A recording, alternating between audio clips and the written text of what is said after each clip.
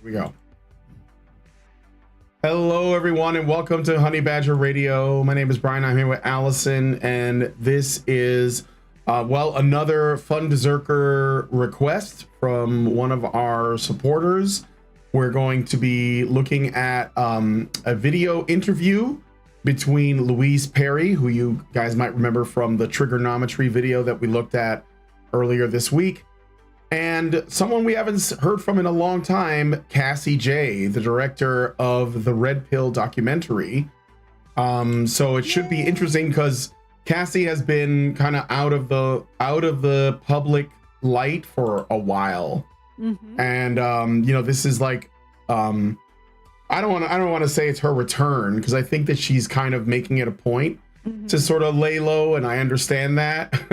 So yeah. But yeah, so we got some important things to do. She's got kids to raise, and a family and all that, so no time for all this drama. I think she also came out of her semi-retirement to talk on Dr. Phil. You remember that? Yeah, I don't know how old that was. I don't know how it was. It must have been pretty old. It was after Angelucci, Mark Angelucci's passed away. Yeah. So that's a couple of years ago at least, but I don't know how old that is. I know that it was on Warren Farrell's channel recently. Yes. But it's hard to know whether or not, put out, like when it was, not only when it was put out, but when it was shot, because a lot of times they'll shoot these things and then you won't see it for like a year, and then so it pops out of nowhere. But I just love that moment where you see on Warren Farrell's face, he's just like, there's no salvaging this. There's no these are not serious people, and he's just like, he's trying to get those last words in before the camera pans away from him. Remember that? Yeah, it's the best you can hope for, really, is to like drop just a little, like, hey, little red pill, sprinkle in something, and then just like walk away.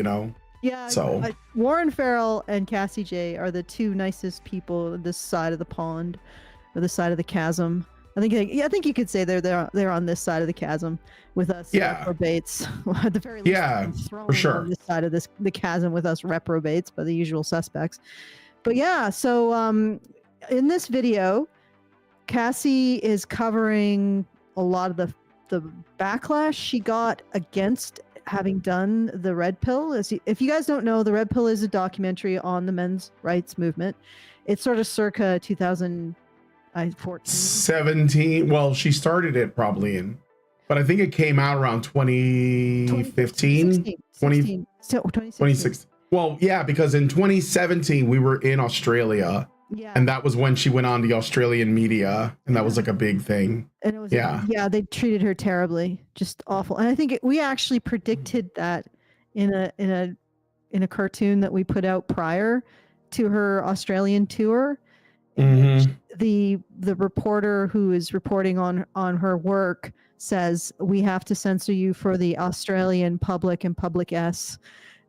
Yeah. And I think that we actually did that before what happened in Australia because it's easy to predict, right? Australia is one of the most very easy to predict, very feminist, like controlled media environments. Yeah, most places are pretty paused. Like that's pretty much a given. Australia is one of the worst. It's which is crazy, because I thought Australians were like hardy people descended from like hardened criminals or something. Like, imagine like if in the environment from Escape from New York, and if that was allowed to persist, and they were like children, and over a number of generations they all of a sudden become like really woke and soft. It's weird. but I think it's like more the urban. But what I wanted to say was the Red Pill is a documentary on men's rights advocacy, men's issues advocacy from about 2014. It came out in 2016. So it has me in it, it has Karen in it. So people who are interested, and Paul, and also Mark Angelucci, I believe, was in it. Harry Crouch. I think Bettina Arndt was in it a little bit. Yeah, the OGs. Lots of the OGs. And it's sort of like a little time capsule of all the things that could have been dealt with then, and we wouldn't be dealing with what we're dealing with now. You know? Yep. I mean, even Shoe on Head pointed that out. It's like, way back when they were just concerned about fairness in family courts and recognizing male victims of false accusation and sexual assault, and now look what it is. Oh man. And yeah, so it's just a little, it's nice to see her again, to see her actually talking about these issues and just know that she's still around, really. But yeah. Oh, anyway, so let's get into it, because she's talking about her trials and tribulations trying to bring attention to issues. Sure, let's do the things first. Oh, right, you're right. Thank you for reminding me, because I would have forgotten to do the things. All right, so if you want to send us a message at any point throughout the show that you want us to respond to, you can do so at feedthebadger.com/justthetip. If there's anything you'd like to comment on, we'll be sure to give that a read and a cogitation. So once again, that's feedthebadger.com/justthetip. We get the full benefit of whatever funds you send, and you get the full benefit of not sending your comment through YouTube's back rooms. Have you played that game? No. It's creepy. It's really creepy. Yeah. It's quite creepy. So anyway, that's the deal. Send it to feedthebadger.com/justthetip. And if you would like to support the show, go to feedthebadger.com/support. Very obvious URL, feedthebadger.com/support. And that makes sure that we are able to get the funds necessary to continue this very good shoe. All right, let's get started. I think all right, let's get into the video. And this is, I think, time code 1633. So I don't think it's going to go anywhere. But I do think the anger, like the very visceral anger that came out of the mainstream media that were reporting on the film,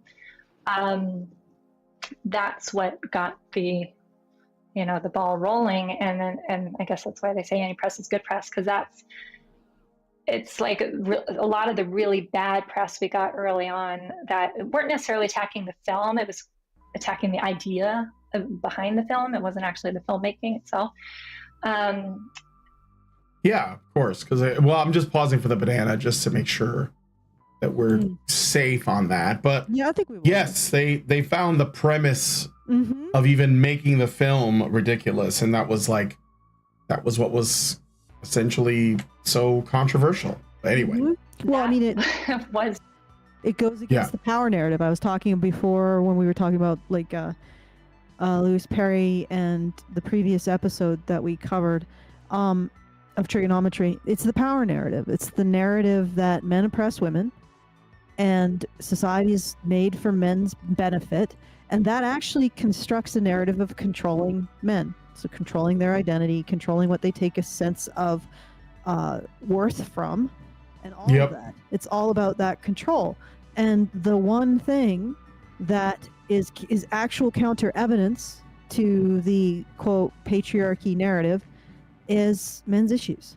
Because regardless if men are in power, if the situation for women is better than the situation for men as a result of men being in power, then men are not oppressing women. Full stop. So when you look at the situation for men, which are men's issues, right? That's the situation for men. It's basically looking at how society treats men. And when you look at that and you say, oh, wow, when you start to recognize it, you have to bring it into that equation, and then it just destroys the narrative.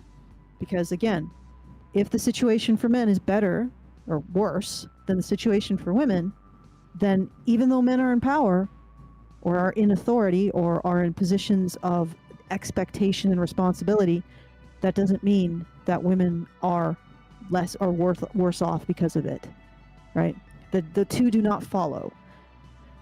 So the whole documentary that she was presenting, and she was presenting things that she earnestly and honestly believed in, right? She felt that these were issues that needed attention.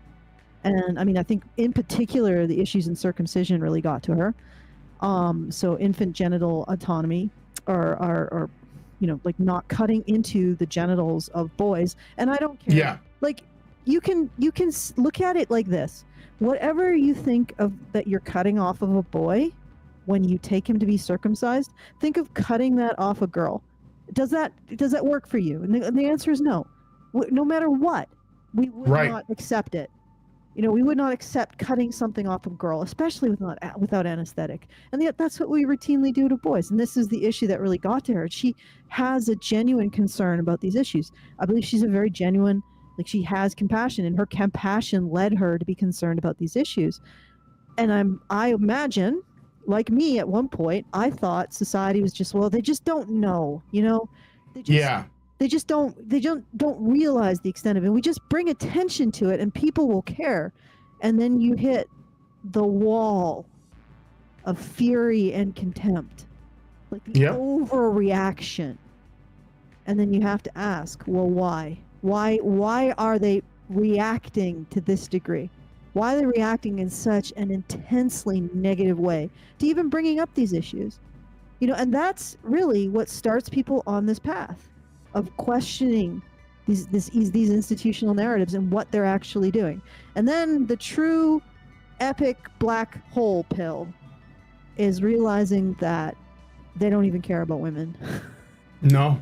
They don't even care about women. Women are just ciphers for the narrative to them. Yeah, it's just a method. Yeah, it's the avenue to power, and that means that they have to 100% know that the oppression narrative is a lie, because if the oppression narrative were true, women couldn't be used as a vessel to gain power and resources, and yet they do. Right? Yeah, exactly. The perceived, they don't even have to be real harms. They could be like presumed harms, perceived harms, you know, narratives about harm, you know, and it's enough to motivate men and women to like rush to that and like, you know, plant a flag there and say, this is something we care about. And they know that. So they have to, that's what I'm saying. They're not stupid. They're lying. and they know it works. So, well, I mean, but anyway. Look at the structure of it. It's like we exist in a society that doesn't care about, this is the narrative. We exist in a society that doesn't care about harms against women. Now, now I'm going to use a narrative that appeals to people that care about harms against women. It just doesn't compute. It's self-contradictory. It's its own and counter argument. All right. All right. Let's play some more of the video. Yeah. It's what made people want to then watch it, to have a debate. And I love that. That's why I went into documentary filmmaking to begin with, was I just wanted to share a different perspective, not necessarily preach any message of my own, but let it be a conversation starter. And, you know, one of my favorite things I do with the people I love in my life is we just have really deep philosophical conversations about anything, but we like to play devil's advocate. And all right, I think I went a little over the time code, but I will say that having spent a little bit of time with Cassie, I remember we were all like, it was like after ICMI 2018, I think. So it was in London, and it was after all of the, you know, like the days of presentations, and we were just like having drinks and dinner. And I was fortunate enough to sit at the table with Cassie and her husband. I don't know if they were married yet. I think they were, though, at that point. I know he was a fiance, kind of like for a long period of time. You know, she wasn't sure if she wanted to marry him or have kids, because she was still like feminist brained. And then after she did her thing, and then she was like, yeah, I decided I'm going to marry this guy and I'm going to have kids with him. And now she's a mother and she's very happy about it. But I remember us having some pretty deep conversations that day. And I could tell that it was something that excited her. And I have to say that, like, this is the thing I love about Lindsay, is that we have the best conversations. Like every morning we're having coffee and talking about really deep stuff, assuming there's time, you know? So yeah, I appreciate that. It's like, I don't know, it's kind of like, it's peaceful, even if if the conversation get a little bit, I don't even want to say antagonistic, but disagreeable, you know?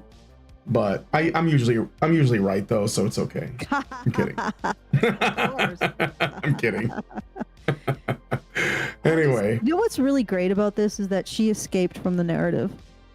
Yeah, that's right. She's free. It's true. And when you're free as a woman, you're free to structure your life in whatever way you feel benefits you, and hopefully, also your family. And actually, because that's really when you escape the narrative, you learn that benefiting your partner, benefiting your family is not a bad thing. So you're free to do it, and you're free to take that positive sense of self from being of service to others.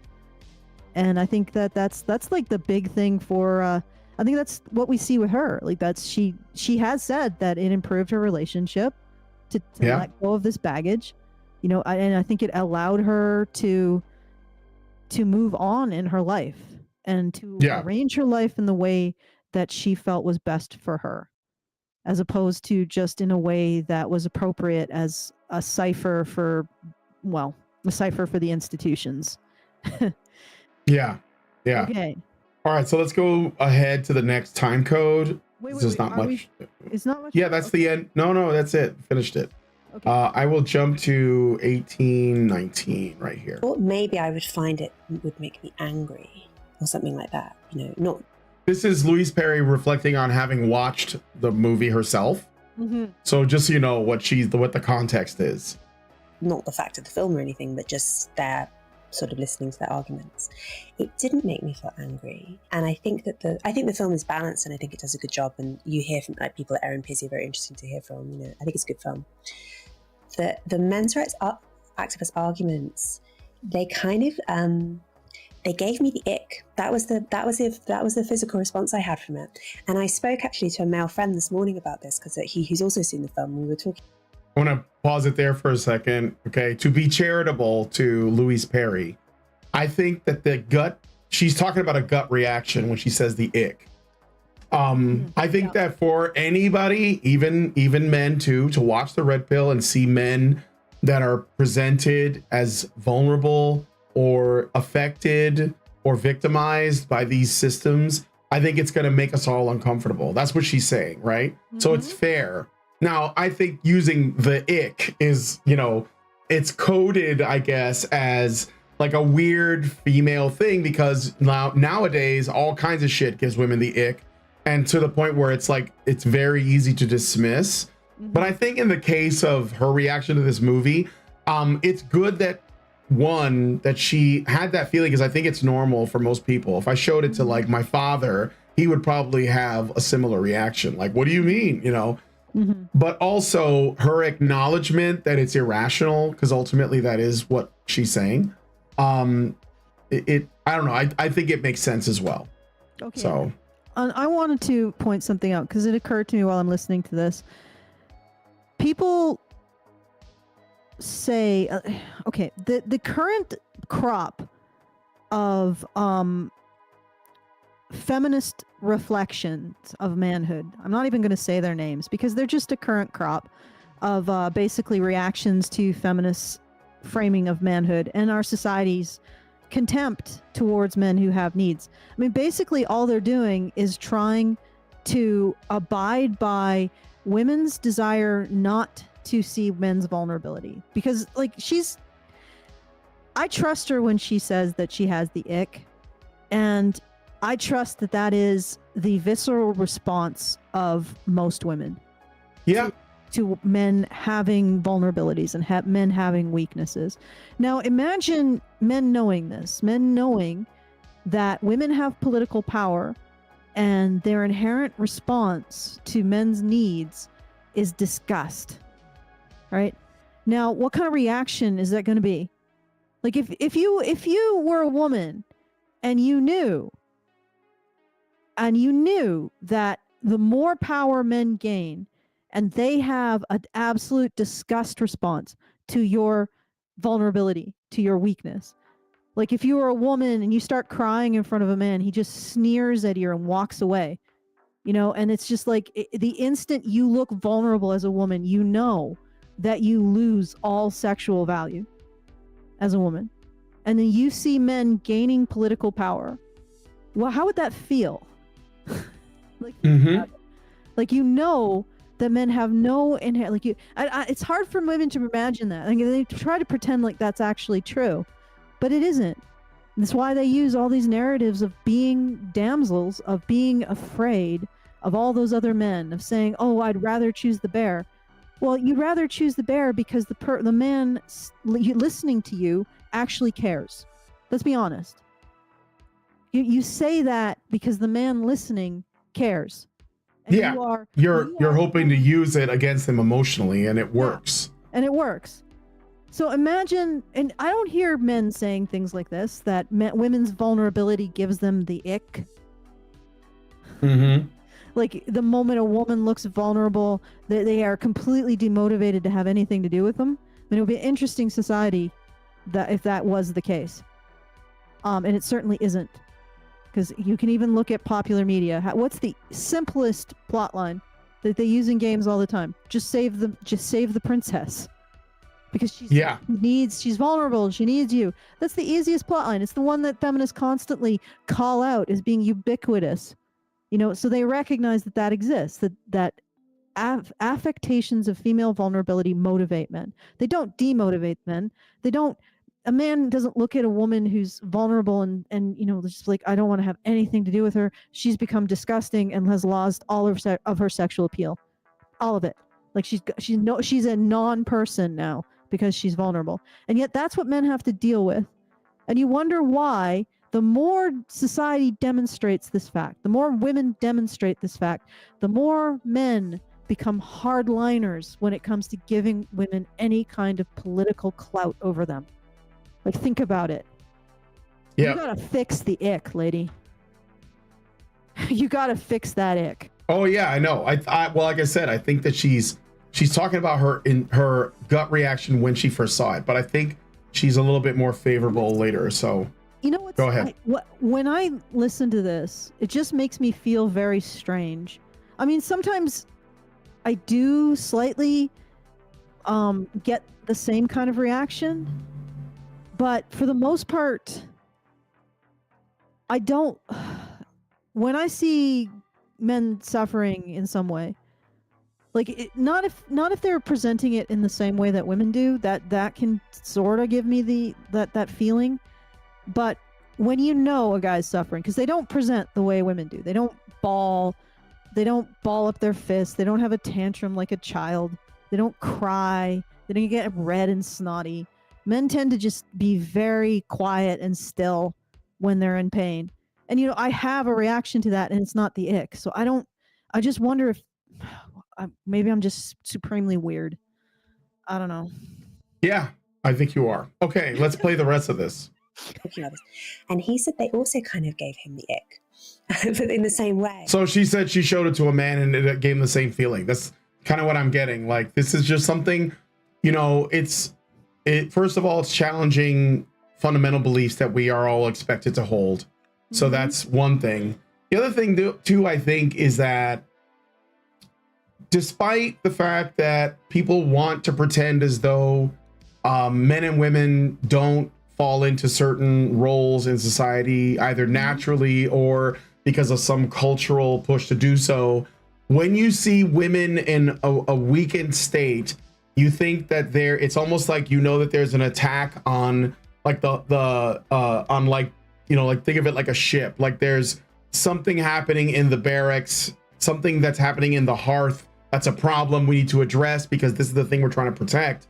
And so you rush to protect it. But when it happens to a man, it's almost like there's like the whole integrity, you know, like there's like the ring of protection is showing weakness. And this might make men uncomfortable because now they're like, oh crap, you know, like how are we going to defend our women if men are in this state? Mm-hmm. But it also makes women uncomfortable because now they're feeling like they're more vulnerable because, you know what I'm saying? Like, yeah, the perimeter is weakened, right? And that's what I think there's she wouldn't say this word for word, but I think that there's a gut reaction that says that, right? Mm-hmm. So, and we want to continue going on as though nothing is wrong on the perimeter, everything is fine. Mm-hmm. But it's, you know, while men are still keeping things going, it's not as, let's say, impenetrable as we were led to believe, or at least these people. And I think that's one of the reasons too. If that makes sense, I don't know. Okay, anyway. Okay. And I was I think what's going on there, and I want to ask you in a second, how you feel about some of these positions now, 8 years on, is I think that it's really hard for men to, what men's rights activism kind of does is like flip the script on feminism. It says, okay, if you care about gender equality and treating men and women equally, here are all the ways where we fall short on that, and here are all the ways in which men are disadvantaged and so on. And like in the statistics and stuff, they're not wrong. Mostly, I kind of disagree with the domestic violence stuff, but in general, they're not wrong. That's probably because of the data she's got is the regular data that everybody else has. But the one thing that Pearl gets right is that she says that, and we've said this too, like studies or statistics on issues like domestic violence and rape and so on, they're not useful because they only measure women. They don't measure men. So you can't make any claims about any of this stuff because we frankly just don't have good data, because whenever studies are conducted, they are conducted primarily because they're trying to look at how these things are affecting women. So it colors the outcomes are shifted or altered by that, because the premise is, how badly are women affected in domestic violence, without asking like the situation for men at all. So of course she's going to say that. I think, if she's got integrity, she will remain open to the possibility that she's wrong, but she doesn't go into her like any specifics on the domestic violence front. So I'm not sure that it's super useful to, unless you want to say something about this anyway. Domestic violence is not gendered. Sexual assault is not gendered. It's just not. And we need to replace all of our statistics that we currently have, which are ideologically motivated. And we do it, all of it. Yeah. With non-ideologically motivated researchers. And then we'll have an accurate picture of prevalence. But even with ideologically motivated researchers, we are still finding enough evidence that neither domestic violence nor sexual assault is gendered, that we cannot, in good conscience, the idea of blaming men for these two social ills is horrific. It is abysmal behavior. And that's part of the reason why a lot of people fight so hard against the red pill and have such a reaction to it. So nobody wants to know that you are, in fact, a horrible person. Yeah, like how horribly wrong you are about horribly wrong everything that you have invested your time and money and effort into. Yeah, and it's horrible. It is. There is very little that I have seen that anybody has brought up about the treatment of women that compares to blaming men for domestic violence and sexual assault. Like there's, at that point, you are stripping humanity from men. You are engaging in presenting wartime propaganda, the equivalent of wartime propaganda against men. It is horrific, and it is based on a lie. And I just don't know what to say. Like I can't have any sense of respect for institutions that do it, and any sense that these are institutions that should continue into the future. Like this is an appalling abuse of the trust, of the public trust. And not only is it an abuse of men, but when you get right down to it, it turns women into chattel for the domestic violence and sexual assault profit industry.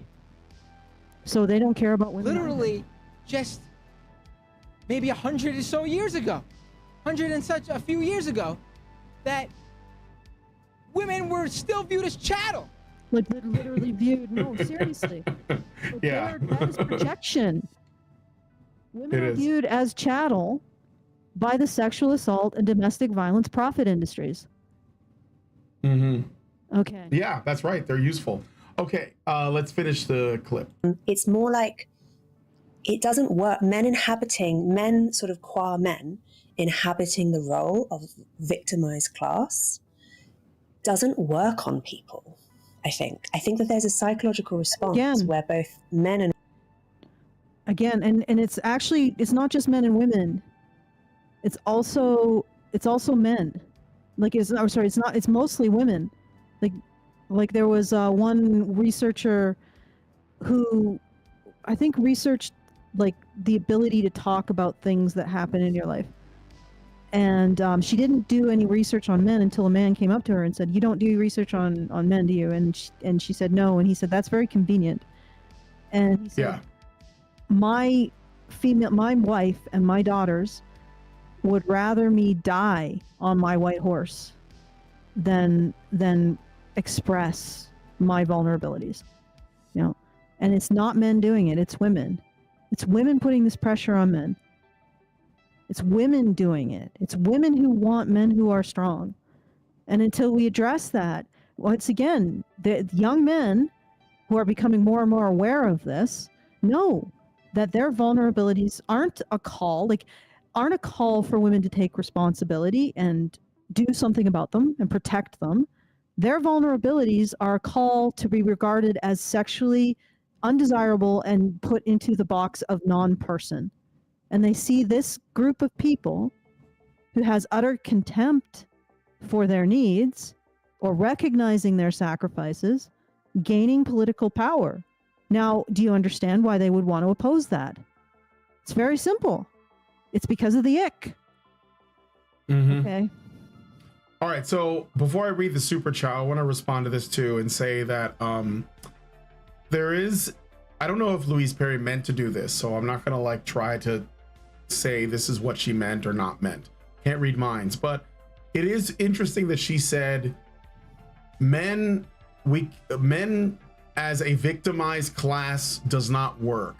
And I want to just say that I don't think that any MRAs, not the ones that I know and talk to, have any interest in making men into a victim class, and they don't want to make women into a victim class either, because that creates a class struggle, which is not what we want.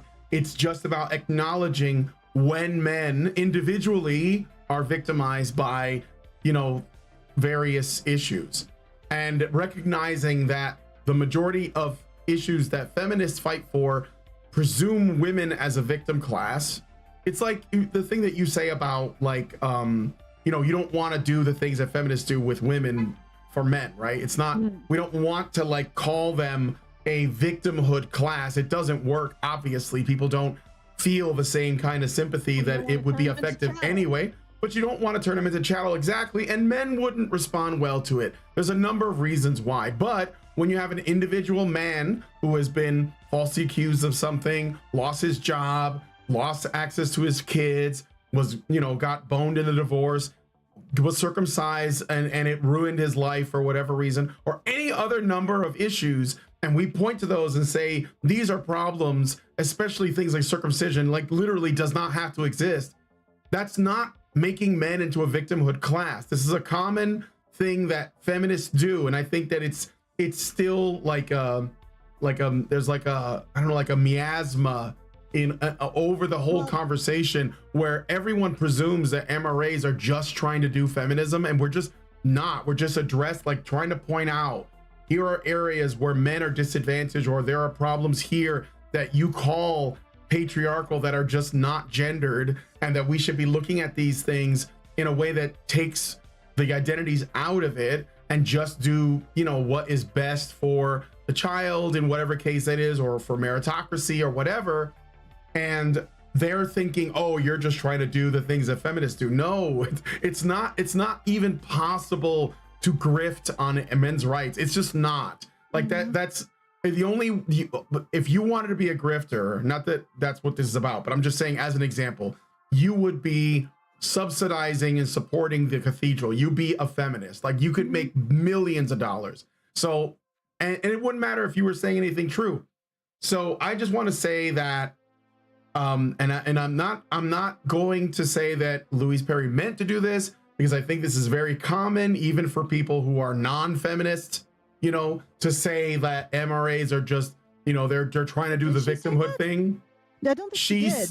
No. Let me go back a little bit so you can hear it. She did kind of say that. Mostly, I kind of disagree with the domestic violence stuff, but in general, they're not wrong. It's more like it doesn't work. Men sort of qua men inhabiting the role of victimized class doesn't work on people. Okay, no, that's not. So she's not saying that men are doing that. I think she's saying it just doesn't work. And honestly, what I'm getting from that, and I know it's easy to read into that because she does have a history of feminism, and feminists often say that. So I just wanted to be clear that I don't think that's what she's saying. Mm-hmm. I think she's saying it just doesn't work, and I think it's the same thing that you're saying. It just doesn't work. Right. And the reason is that there is something fundamentally wrong when we think society needs to protect and provide for men. There's just something fundamentally wrong with that concept. We just, on some level, we reject it as people. And yet, at some point, society does need to provide and protect men because they're the primary reason why society is continuing to exist.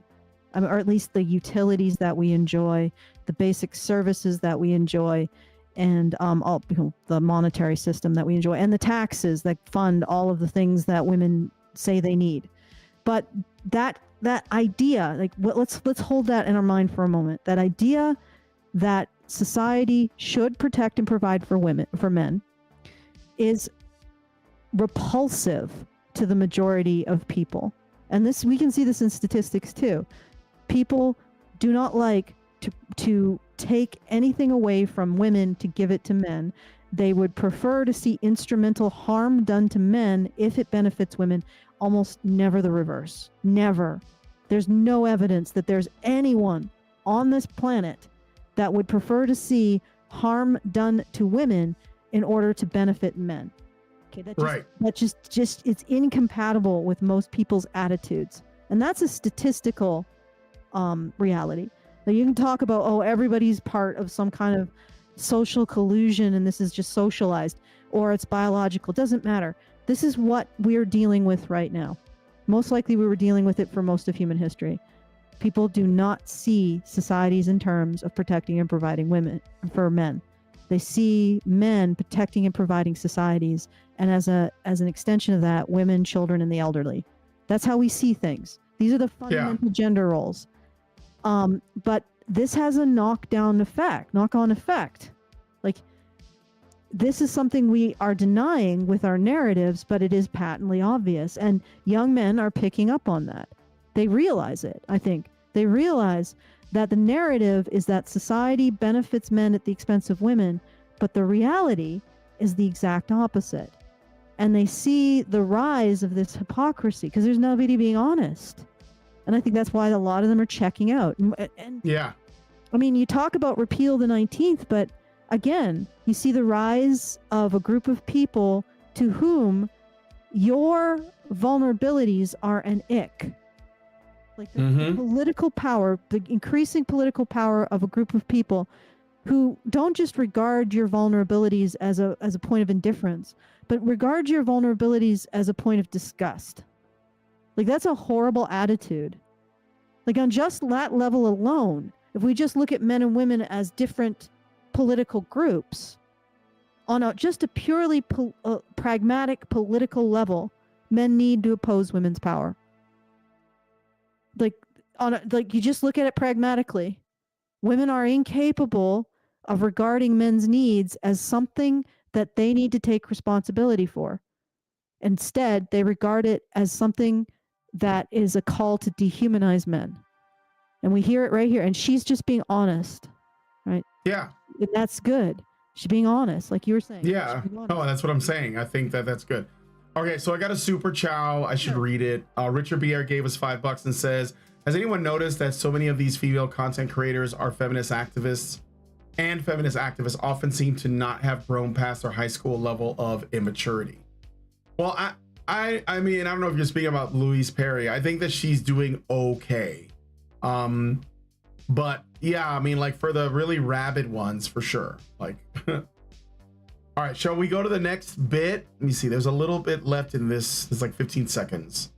I said, let's finish this part. I think that there's a psychological response where both men and women generally respond to this with the ick. I think it's just, I don't know how you feel about that. I think that's a big part of the reason why people don't like men's rights activism, because that idea of men, it's basically emasculating, inhabiting that role. That's the end of that clip, but do you want to hear her, Cassie Jaye's response? I want to say this. So I'm glad that she's being completely honest. And the difference about her is that she is honest. Men's vulnerabilities give women the ick. And again, so you see a situation where the politically empowered half of the human race cannot recognize men's vulnerabilities and regards them as sexually undesirable for having them. Now, what's the response going to be from young men? What's the response to that? Like, you have to understand why young men are doing what they're doing. Like, from that alone. Okay, let's continue. All right. So you want to hear Cassie Jaye's response, or just go to the next time code? Yeah, let's hear Cassie Jaye's response. The first time I heard that was actually from men's rights activists. Interesting. Where they said, this is not a position where you're going to be getting women interested in dating you, or, family members interested in, supporting you or rallying with you on the streets. And yeah, they self-admittedly said, like, there's something primal in us that we want strong men. We don't want men to complain. We want men to be our protectors, and we want them to be your provider. And if they're having to sacrifice, even in sacrifice of their own health, to support their family, to support their community, look at all these occupations that are dangerous. All right, I'm just pausing it there because I mean that's that's the general gist of her argument. And I mean, we know that this is an unpopular position. Like, and it's not just with women, but with men too. Like, they don't want, because they know, I think the reason why men have an ick response to this too is because they know that it will, if they say, yes, you have a point, this is all true, the women will view them differently by, like, osmosis, right? Like, remember we were on that Twitter conversation, we tried Twitter Spaces out, and we were talking about, like, men's issues, and there were these two guys, I don't remember their names, I think one of them was Sergio or something, and they were just basically saying, you just gotta man up, stop being a pussy, we gotta, like, I've read all of the social dynamics books, and I'm a master, and, like, all it was them saying, look, I don't want to, like, because I'm talking about family courts, I'm talking about child custody, I'm talking about false allegations, I'm talking about and the way that boys are raised, I'm talking about all these things that, like, manning up is not going to fix. Like, these are things that are happening to boys, to families, and these guys were so resistant. They wanted to fight me so hard. They wanted to shame me for bringing it up. And I know the reason is because they know that if they say, yes, this is all true, women will view them the same way that they view me. And I'm like, but the thing is, like, we have to talk about this as though it's true. And frankly, I don't fucking care what women think about me, because the women who matter to me, I know I only care about what they think, right? Like my mother, my wife, and you guys at HBR. So, random hoes on Twitter, I don't care if they say, oh, you're not a man. Like, you don't know me. But I think that men that have the same reaction, it is not just that they're afraid of being seen as vulnerable. I think they're genuinely afraid of how women will perceive them. And by the way, as an aside, she said, we don't want, like, women are not, like, really ready to hear, and men's rights activists know this, they've said this, that as a group, nobody wants to hear about men's problems. It makes us uncomfortable, and it makes men uncomfortable to talk about them. And this is why the toxic masculinity thing, where feminists say, oh, just open up about your feelings. Like, it's literally saying self-destruct your relationship with women, because we're not going to ask women to listen. We're just going to ask you to, like, spill, right? And women are just going to do what comes natural to them and say, ugh, did you hear that guy expressing himself? Ugh, I wish he would just build a house or chop down a tree, Yeah. So, I mean, at least it's do that because they know that way of processing their emotions won't lead to them being a genetic dead end.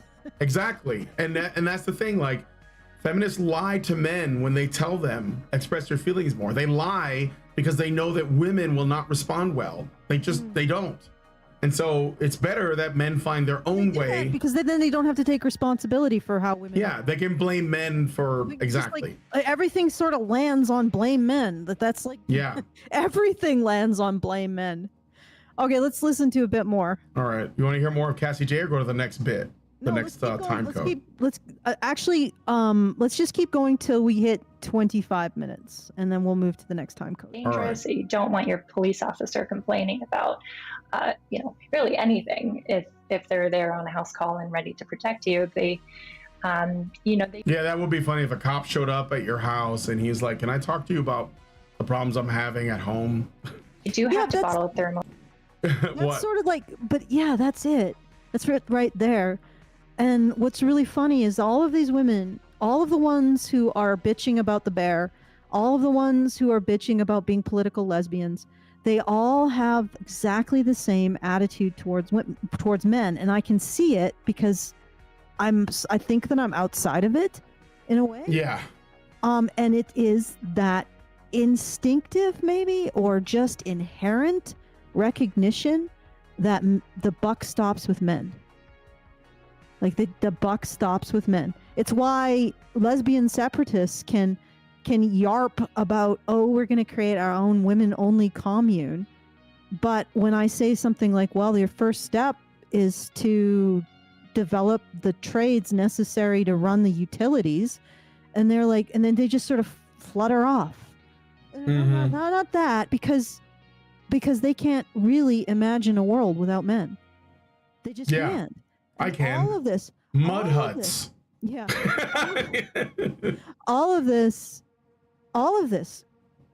noise and thunder coming from women comes from a position of never really, I don't even think they have the barest whisper of what life would be like without men. Like, men are their alpha and omega, and they demonstrate this with everything they say. Like, I got into this discussion or brief discussion with, I guess, a bunch of lesbian separatists who just sort of swanned on one of my threads, and they started flirting with each other. I think they think I'm a man or something. They started flirting with each other, and I said, do your relationships exist without an audience? And they don't. If there are no men around, there's no men to snub, and there's no point to anything that they do. Like, it is like they don't. It's astounding, because they literally regard men as God, but God is Satan. Like, mm-hmm. It's like, I can't get in that headspace, because I know men are just people. No offense, you're just people. Like, I think men know that. You can be very strong people. You can be very dedicated and disciplined people, but you are still people. You know, it's admirable what men have accomplished, but they're still people. There's still limitations. There's still a point at which men are not capable of continuing. They're not capable of resolving. They're not capable of managing. And a lot of those points seem to come around where women's expectations, judgment, and attitudes towards them. Does that make sense? Like, yep. And men seem to be very vulnerable to that, and I can see that. I can see it. And to me, it seems to be that if women should have the right to, and the responsibility of political power, then they should earn it by recognizing their responsibility to the other half of the civilians in the state that they're part of.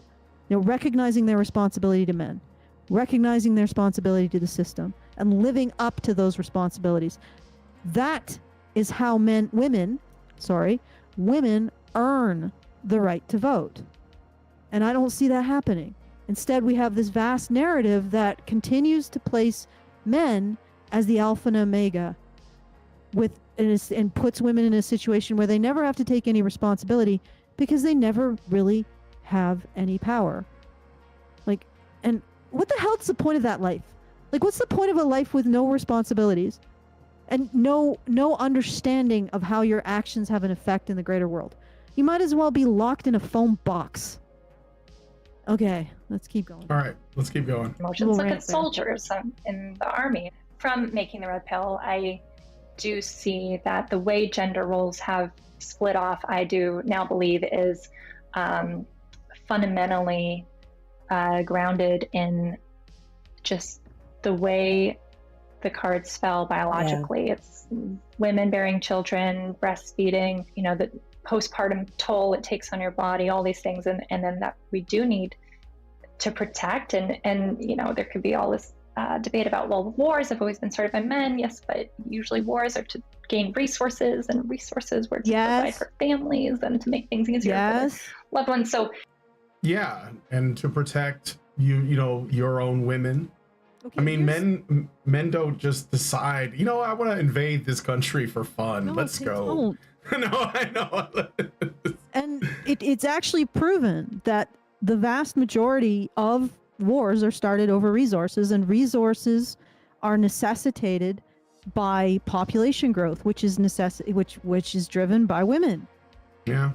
Like even in cultures where they don't have birth control, women can still decide, or they still are able to somehow pace their births for whatever reason. Like that I mean, you can look at cultures like that don't have as much of a proliferation of birth control. They're still reducing in the number of children that they have, because there are ways for women to pace the births of their children to whatever rate that they desire. And they do so. They do so in North Korea, amazingly. Like, you'd think anywhere that women wouldn't be able to say no, it would be North Korea. And they're saying, no, Kim Jong, we're not doing what you say. Even Kim Jong-un, the God Emperor of North Korea, couldn't keep his ducks in a row. His chattel.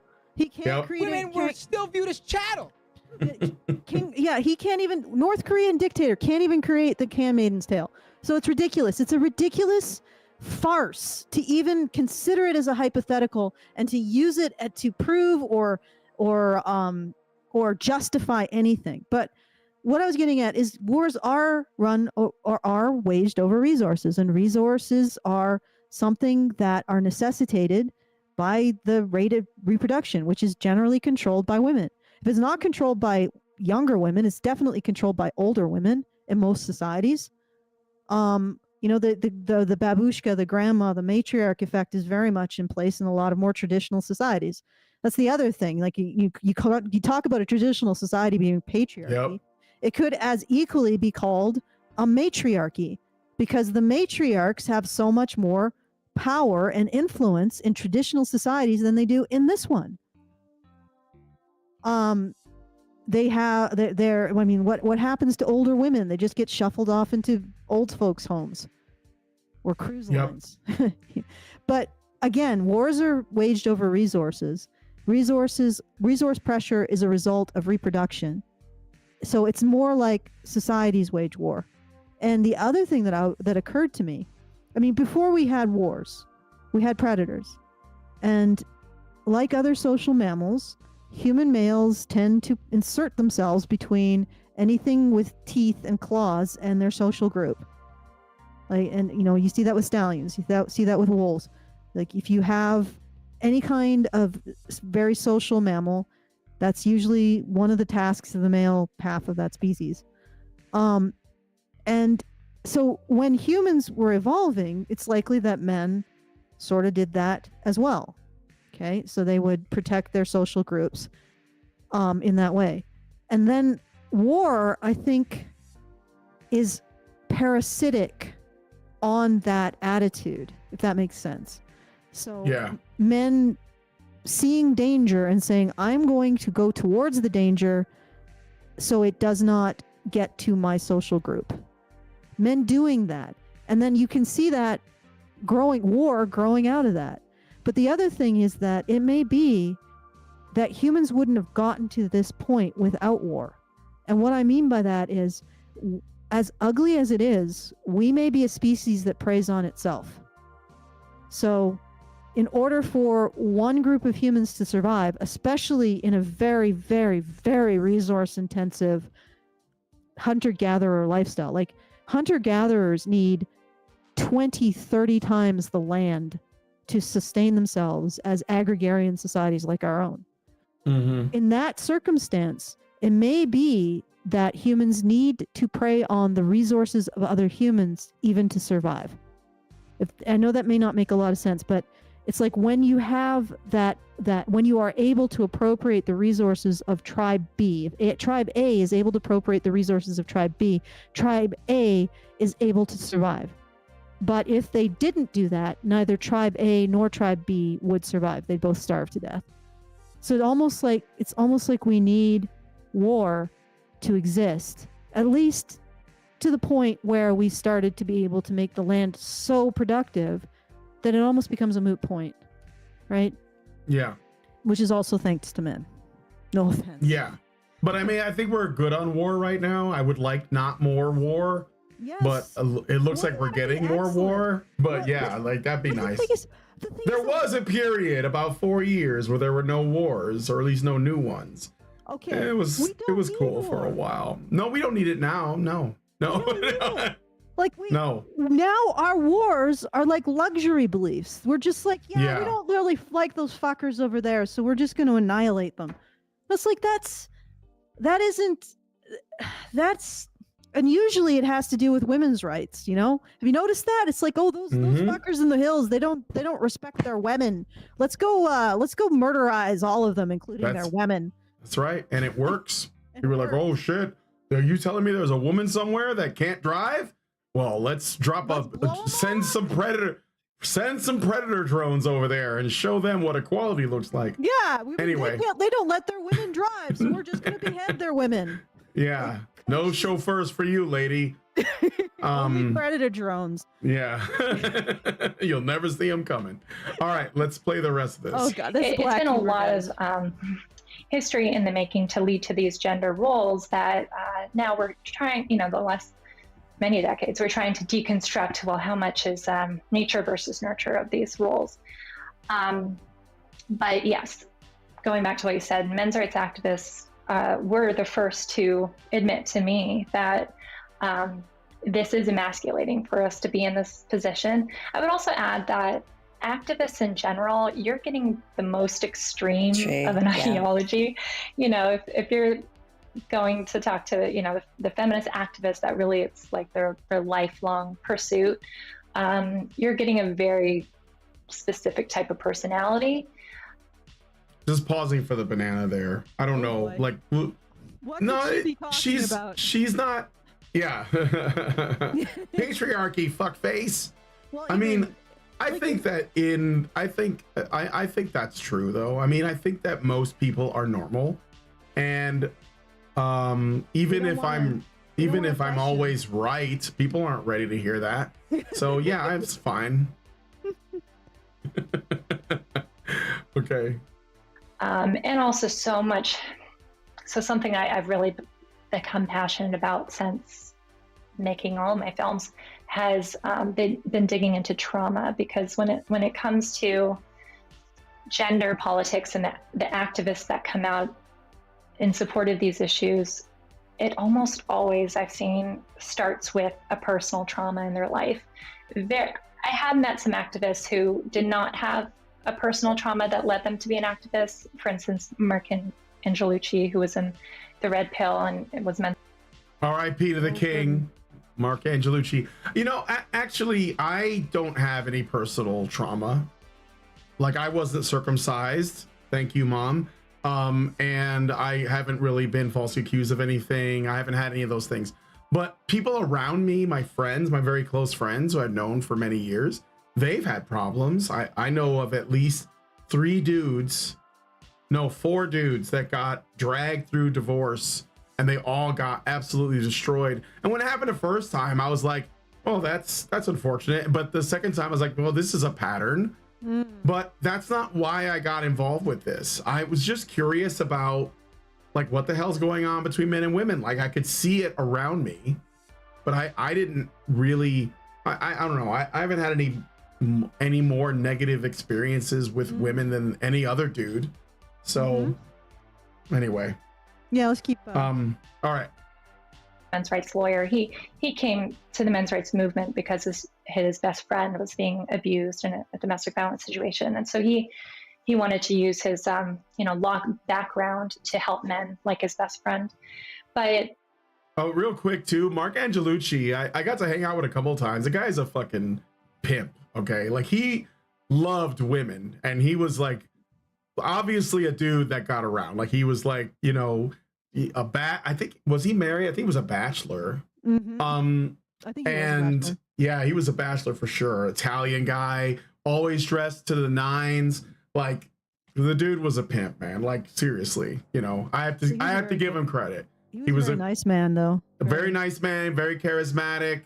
Yeah, he was a Chad. Is what I'm saying. He was a Chad. But anyway. But for the vast majority of activists, they are coming from such a really deep emotional wound that happened in their past that led them to be the activists they are now. And also to be an activist, you have to be passionate. And so, also, I remember, I think it was Gloria Steinem said something like, we have to keep women angry. That I think that's with a lot of activist movements, it's like anger is the driving force for that movement, and you have to keep them angry. You want to say anything to that? Because I want to say something. I think that I think with men's issues, in my experience, like I'm angry at a lot of this stuff, and I think it's a justified anger, to be honest. Like the idea that men, instead of being recognized as more likely to be victims of sexual assault and domestic violence, they are as a group, as a gender, being blamed for it, infuriates me. And the idea that Mary Koss continues to schlep her creepy way through the institutions, rendering male victims of sexual assault invisible to the statistics, disgusts me. And the fact that there are tenured professors who can espouse horrific bullshit as long as it targets men repulses me. Like, it's like this stuff is unbelievably infuriating. And in particular, what really astounded me in the end of the day is the idea that women are being treated like victimhood chattel by the feminist movement is absolutely freaking infuriating. Like that the moment I realized that, it was just like, who does that? Yeah. Who says they advocate for a group of people and then turns around and ensures that they continue to experience the very thing that they say they advocate against? Like, who does that? How is it that feminists could ever justify questioning interventions that could reduce the rate of rape just because they weren't ideologically convenient? I mean, think about that. Think about this discussion. Well, we could stop women from being raped, or we could reduce the rate of rape, but it's not ideologically convenient. So why would we do that? And then to be seen as the people who speak for any victims of rape, that's freaking astounding. And yeah, it infuriates the hell out of me. And I think that it should, rather than, keep them angry, I think people should get angry at that. Everybody should be angry at that. There isn't somebody who's experienced rape or attempted rape or any kind of sexual assault who shouldn't be infuriated by the fact that the entire dialogue around it is controlled by people who do not give a crap about your pain except as a political talking point. That should piss people off. So yeah, keep them angry. Get people angry. But on the other hand, what I've noticed is that as a result of our work, there are men who are less angry. It's not us that's making men angry. It's us that is allowing men a space, in many cases, to move past the anger and process the anger and because the thing is that even the guys who say, yeah, I understand why women would choose the bear, those guys are saying that because they're prioritizing a particular way of viewing themselves, an identity, over recognizing being harmed by women, because that is an abusive statement to make. It's an abusive, dehumanizing statement to make. And a man who agrees with it is prioritizing a particular identity, a particular way of seeing himself over recognizing the harms being done to him. But that kind of guy internalizes those harms, never does not acknowledge them on a conscious level, but they continue to exist on a subconscious level. And the instant a woman doesn't support his self-identity, oh boy, is she in for a world of hurt. Because all of that subconscious suppressed harm vomits forth like a goddamn volcano of fury. Believe me, I prefer men who are processing their anger consciously to men who say things like, oh, of course I understand why she chooses the bear. Ugh. Yeah. And I've seen that play out. I will say, though, I think Cassie is being really charitable, and I think that's fair. Yeah, fair. To feminists, because I think there is a difference here, right? I think it's true that most people who get involved with men's rights activism and feminism are doing so because of some experience they had. Obviously, there's a lot of men that have, again, they have experienced like the system, and there are women too. I remember Jordan Peterson was talking with somebody was interviewing. He talked about his conversation with Naomi Wolf. And Naomi Wolf was like a really hardcore, dyed-in-the-wool feminist. I don't want to say radical because she was standard. People would call that radical today, but it's just standard feminism. And I remember her getting into an argument with Karen about rape culture and stuff. And Peterson was saying that he was commenting on the fact that when he learned about her own history of sexual assault that she had experienced, he said that he understood why she was a feminist, why she was an angry feminist. And I think about that. I think that is probably true, that there are a lot of women who have had negative experiences, and that brings them to feminism because they think that it is the answer or like a path to a solution. But with that in mind, I think the important difference seems to be is that I don't think men's rights activists are trying to convince people who come over to men's rights activism that the problem is women. I think that they're trying to deal with the legal system, the courts, and maybe some of the laws on things like male genital mutilation. And feminism becomes an obstacle to that, so they have to oppose it. But I think mostly it's an attack on the ideology and not the people. Whereas the women who have trauma that become feminists, they're conditioned to believe that men are the problem. And so I think that there is anger, but where the anger is directed on both sides of this thing is very different. I don't know if I'm being, does that make sense? Yeah, I'm gonna, because you often say it's women. So in some ways we are identifying women as a problem. But here's what I'm gonna say to that. Nobody, as far as I know, on the men's issues advocacy or men's rights activist side says that women are, or very few people say that women are 99% of the rapists, 90% of the men, of the people engaging in domestic violence. They're saying that women are probably 50% of both, or around 50% of both. They're not saying that. And I think that there's some people who say that society oppresses men, but at least I don't. I'm not going to answer to that because I don't think that oppression is a reasonable narrative to use when you talk about the dynamic between men and women. Yes. And a lot of men's rights activists just want the laws changed or the problems recognized. And I personally want the lie, which is what really pisses me off, is the lies. I want the lies exposed. Men don't oppress women. Full stop.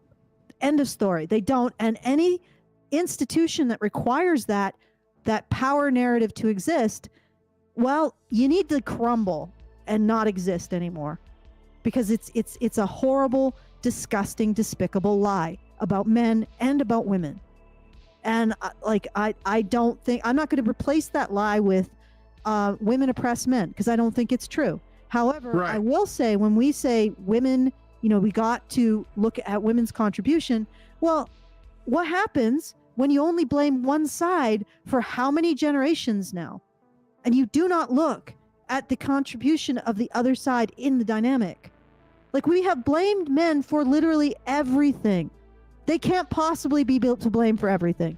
It is not possible for women to have evolved with absolutely no effective way to maintain homeostasis in the environment.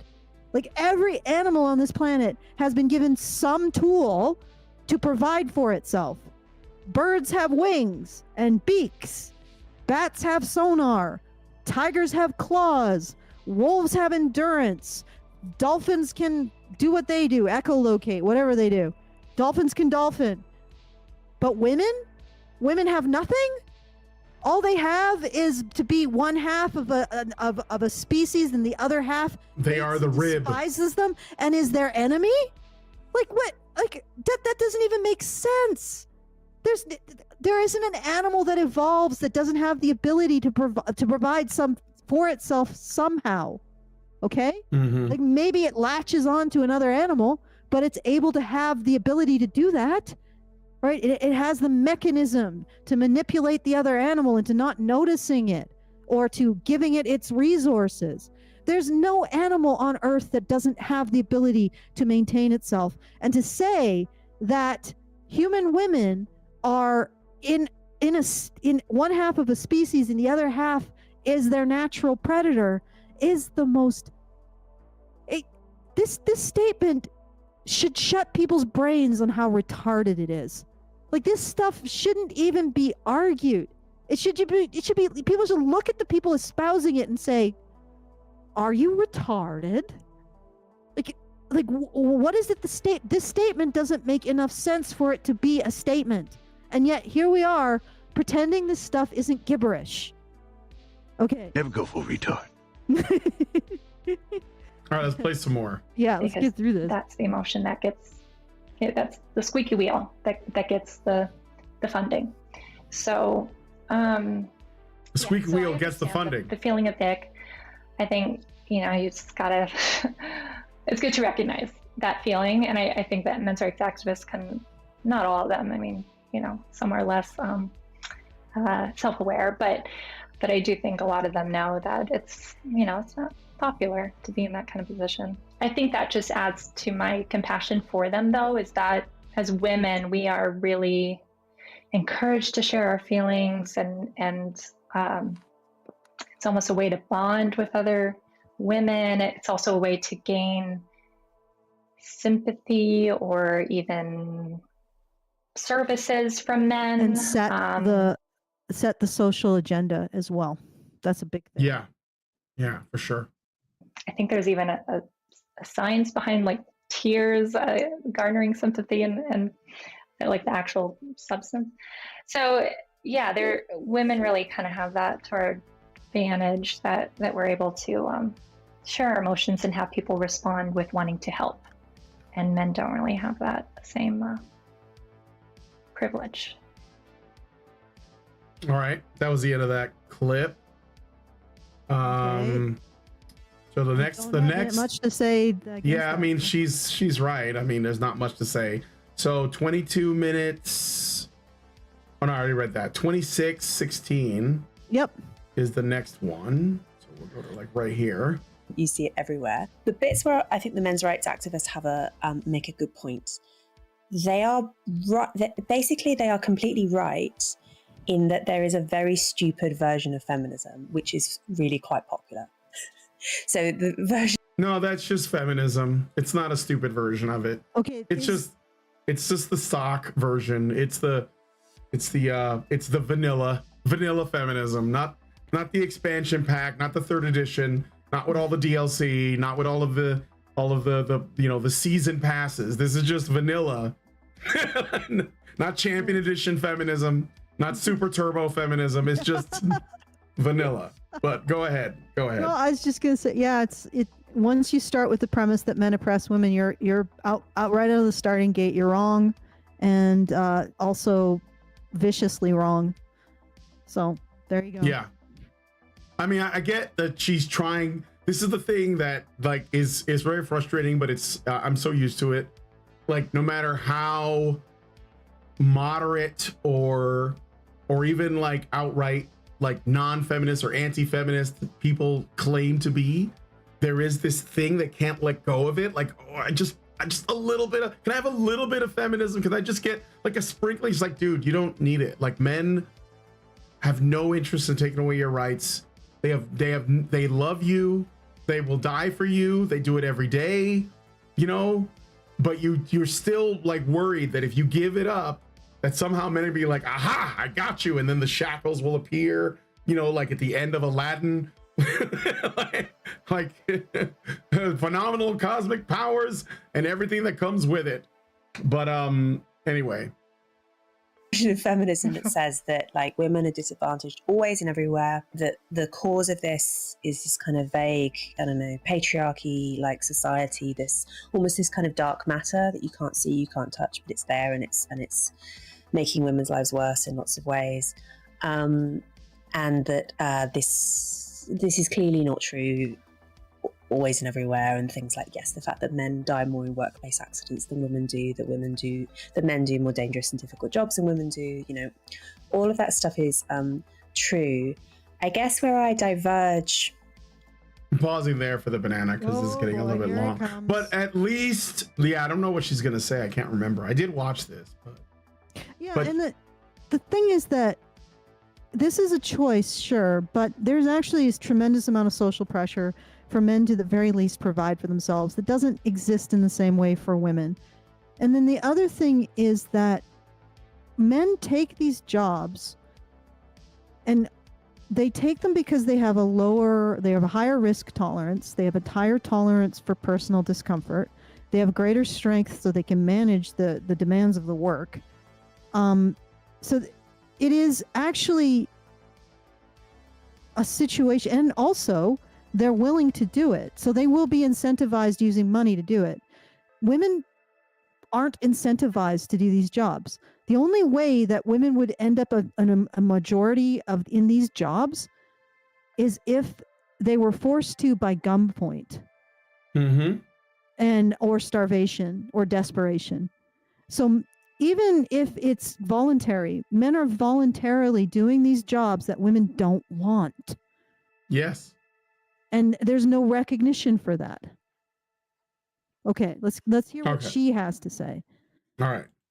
is on the idea that this is like that it's all about score settling.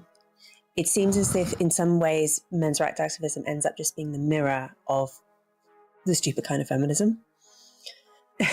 Where it's just like it's just like a tally of no, here's the way in which your sex sucks and my sex is great, you know, like in its worst iteration. Wait, who's saying this? Because I don't. Oh, Allison dropped. Allison, what the fuck?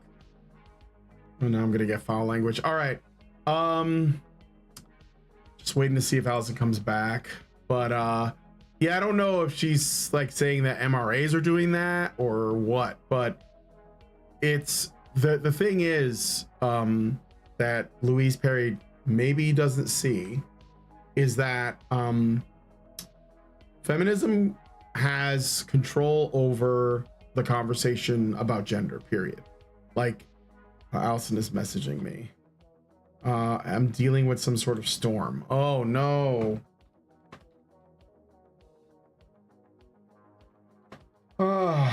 Let me just let me see how long. Okay, I messaged her. We'll see how it goes. But yeah, like the thing is, we live in a feminist society. Like if you ask the average person like what they believe about the world, they will, I mean, even if they say I'm not a feminist, it doesn't matter. But if you ask them like the basic principles of feminism, they're just going to agree with it. Like, do you believe that men have it better than women? Do you believe that we live under a system that is unfair to women? Do you believe that women get paid less than men? Things like that. They're just going to say, yeah, sure, right, this is normal. So in order for us to have our say, we have to kind of like try to demystify people, and say, look, man, I'm trying to help you see that these things that you think about the world are not true. And we can't even start talking about, like, you know, what men need, what boys need. We can't even start to have that conversation if people are still under this you know, this fog of lies about the relationship between men and women. Okay, Allison's coming back. Okay. Are you back? Yes. Can you hear me? Yeah. Let me just There's it's okay. What's going on? a hailstorm, but it's really strange because it's like it looks like a clear sky in one area, but then on the other it's raining. So it's a very odd storm. But yeah, I think I am Okay. actually I am actually on Starlink, so I think maybe that might have been it part of the problem. You weren't before? Oh, you are right now, or you were before? I have been on Starlink this entire time. Like the entire time that we've been doing podcasting for the last year, I've been on Starlink. But sometimes like weather will cause an issue. So all right. Well, Elon, get on that. Get that right. Okay. Let's do this. So anyway, what she was talking about, how I don't know if you heard the last bit. Should I go back? Because you dropped. Just give me a summary. Oh. She was basically doing the whole like it's the mirror of feminism thing. But here, I'll play the last 15 seconds. As if in some ways men's rights activism ends up just being the mirror of the stupid kind of feminism. Oh, not even just it's feminism, just like but the stupid kind of feminism. like not just like vanilla feminism, but like this weird, you know, like it's like the you know, when video games are allowed to roll, it's like the Dark Souls 2 feminism, which is like the least popular version, right? But no, I mean, obviously this is what I was saying before. There is this instinct in people, no matter how non-feminist they claim to be, that they just can't let go. They can't let go of like any form, because there is this in the back of their mind, especially women, they're in the back of their mind. There's this like, man, but if I give it all up, I'm going to be reduced to chattel. It's gonna, like, the men are gonna say, aha, we gotcha, you know, gotcha, bitch, and then they're gonna like chain them to the stove and turn them into baby farms, well, and it's just not true. Yeah, it's okay. Yeah, not the good feminism, the bad feminism. They're a reflection of the bad feminism, not the good feminism. Now, is it the trans exclusionary radical feminism? Is the trans activism feminism that's bad? Like, what part of feminism is bad, and why wasn't it bad when it originally asserted that men oppress women? I wonder damn evidence. I wonder if Cassie's, like, her expression looks like, oh, you poor dear. Let's hear what she has to say. Okay. I don't think Cassie fights with her too much, but like a tally of no, here's the way in which your sex sucks and my sex is great, you know, like in its worst iteration. Whereas I guess my position now over time is more that men, and, you know, as you were saying, that this stuff is all downstream of biology and it's been honed over millennia, and that men and women have complementary roles. And that we need each other, and that sometimes, you know, sometimes our natural differences are intentional with one another, and sometimes okay, but not, when men need you, you get the ick. Like, we need each other, but when men need me, I get the ick. Like, I'm being less charitable now because that really irritated me. So the problem with, like, again, I don't advance the notion that women oppress men, because I think it's a dynamic between men and women. It's a way that we've structured our identities. And I don't think that women are responsible for 90% of domestic violence and 99% of rape. I think it's much more equal. So I don't see how I am a mirror image of feminists. And certainly, like I don't have the same ideological opinions as trans radical feminists, or a trans activist feminist, or trans radical, like a trans exclusive radical feminist. Yeah, I don't. Yeah. Like, okay, so which insanity are you referring to, Lori? Like, which one at this point? Like, which is the stupid feminism? Because it all seems pretty stupid to me. Because it started, like, it literally, feminism started this whole, well, men and women are on two sides, and we need you to choose our side. Like, why are there two sides? Like, she's saying, well, I don't something to the tune of that is what she's afraid of. That is the hypothetical she's worried that men's rights are. Yeah. Yeah, and if you just look at men's rights, let's not just look at the manosphere, which is all just, let's face it, it's men who, I would say that men's rights activists tend to be like a little bit more self-reflective in many cases and aware and more aware of the dynamics between men and women. But when you look at groups of men who are just sort of reacting to the situation as it is, yeah, maybe she's right. Like, it's more like they're more about, well, women suck, and they're stupid, and they're immoral, and I mean, it's really hard not to come to that conclusion by what many women put out on TikTok and Manifestel. But on the other hand, they aren't really, like, those guys aren't men's rights activists, and they would probably say we give them the ick too. In fact, you could really make the line between people who get the ick when they're presented with men's issues, and people who may get the ick but don't let that drive their opinion, or they prefer to recognize the truth rather than being driven by the ick, which is really, that's the thing. There are the people who are driven by the ick when it comes to men's issues, and there are people who are not driven by the ick when it comes to men's issues. And that's the real demarcation, because you can see there are many conservatives that are driven by the ick, or traditionalists, or whatever you want to call them. They are driven by the ick when it comes to men's issues. Feminists are driven by the ick when it comes to men's issues. Normie women are driven by the ick. Manifestel is driven by the ick. Trans radical feminists are likely driven by the ick. So that's the real political divide. Are you driven by the ick?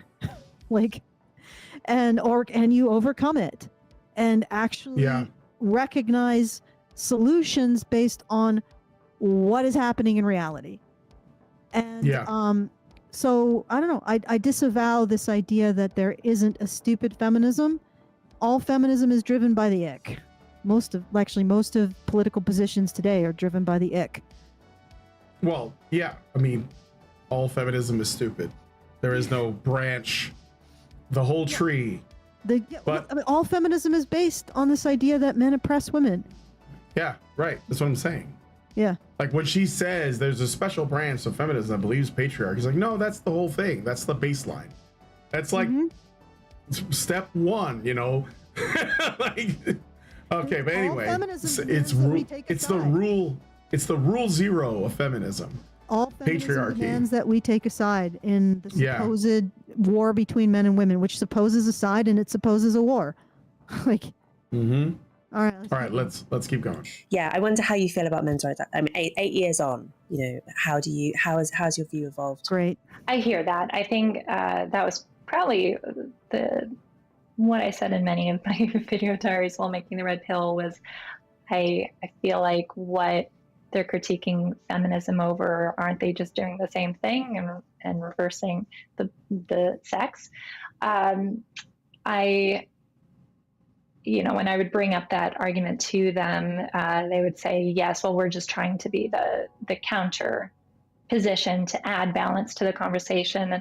And where I kind of landed, even now, so many years later, I'd rather like to walk my life being the balance rather than trying to be the counterbalance to something, just to live your life like the world that you want to live in. That's some good quote. Like, what is that quote? I can't remember. But just be the person or you want to see in the world, or something like that. Okay. Anyway. Quote. Be the change you want to see in the world. Actually, it could be what I said at Calgary Expo, which is, build what you want to see. Yeah. Build what you want to see. And, I mean, I think that. Oh, go ahead.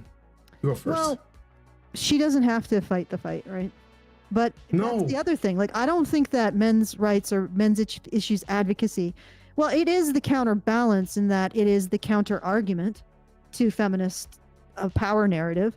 Like recognizing the harms done to men is the counter argument to men oppress women.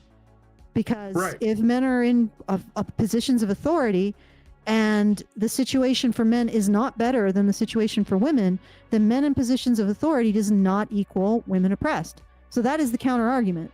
It's not even the counterbalance, it's the counter argument. So when men's rights activism and feminism interact, neutralized, like feminism is neutralized and removed. And then we can start talking about reality, right? We can start talking about the existence of harms to men that need to be addressed. And we can start talking about all this other stuff that needs to be addressed. And we can also start talking about harms to women in a way that will actually start reducing them. Because we have all of the information about the problem. And you cannot create a solution without all of the information, with only half the information. It's impossible. Right. So I would say that men's issues advocacy, not even men's rights activism is the counter argument to feminism, not the counterbalance, the counter argument. The counterbalance to feminism is Andrew Tate. The counterbalance, and honestly, people are like, and yes, I've said his name. I have invoked the name of our Satan. But and I'm currently in another argument with him, with people who want me to take responsibility for him by disavowing him. And I keep telling them, right? 10 years ago, I looked at what feminists did to the masculine norms index, and I noticed that there was a certain type of man who was the only man who could within that context credibly say that he was differentiated from women. There was a certain type of man, and that type of man, the feminists say, this type of man is the only type of man that is different from women, right? This is the only set of norms that makes men different than women. And I looked at that and I said, this is what feminists are advocating as the only way for men to differentiate themselves from women. This is the type of man that is going to produce. Guess who I described 10 years ago? Yeah, we know. Andrew Tate. Yeah. Okay. 10 years ago, I looked at the feminist masculine norms index and how they had reduced it down to a particular set and what kind of man that described. And I said, feminists are telling men, this is the only way you differentiate yourself from women. What do you think men did? They did what feminists told them, because they want to have at least some way of saying, this is how I'm different from women. This is what my identity is based on as a man. That came out of feminism. Andrew Tate was given, Andrew Dworkin gave birth to Andrew Tate. And I am not going to, that is how I disavow him, by saying that's where he came from. He came straight out of that. Just imagine her squatting down, giving birth to him. That's what happened. Yes, disgusting, isn't it? I'd rather not. Although I would say that it was either men had two choices. They either going to be more like Tate, or they were going to transition and live as women. So like it was like those were your choices. This is all. So these are Andrew Dworkin's deformed twins that she gave birth to. Andrew Tate and the radical trans rights movement. Yep. There you go. That's where it came from. And then the media picks up this deformed Andrea Dworkin abortion and dances him around on the podium they construct for him.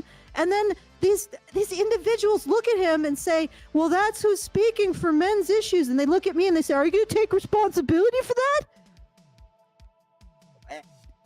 For telling people that this is the result? No, of course not. But let's move on, because I want to say something about what Cassie is saying about the I went a little bit crazy there. No, it's okay. I'm going to try and be brief. I think that what she is saying proves why we are necessary, because if Cassie Jaye had not made the Red Pill documentary, she would not have found herself being more fair to men and their issues, and her husband and her son by extension, because she was a radical feminist before she made the movie. So when she says, I'd rather live the balance, it's only because of the content that we create and the conversations we are having that was possible.